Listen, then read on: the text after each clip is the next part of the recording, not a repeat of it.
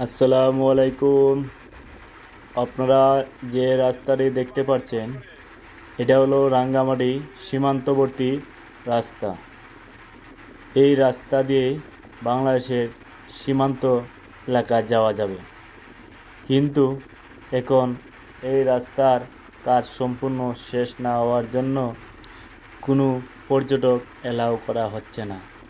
যখন রাস্তার কাজ সম্পূর্ণ শেষ হয়ে যাবে তখন পর্যটক আসতে পারবে।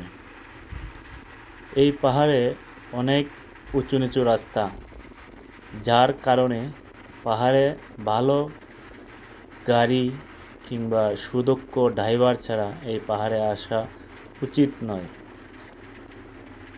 আপনারা যারা আসবেন কিছুদিন পরে, আপনাদের জন্য এটাই মেসেজ, আপনারা আসলে ভালো ড্রাইভার এবং ভালো গাড়ি নিয়ে আসবেন, না হলে দুর্ঘটনার সম্ভাবনা বেশি থাকে।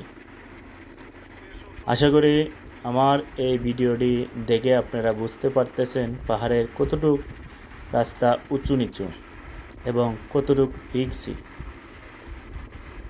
যদি বুঝে থাকেন সেইভাবেই এই এলাকায় আসবেন। আশা করি আপনাদের ভিডিওটি ভালো লাগবে। আর যদি ভালো লাগে অবশ্যই শেয়ার করে অন্যকে দেখার সুযোগ করে দিবেন। ধন্যবাদ।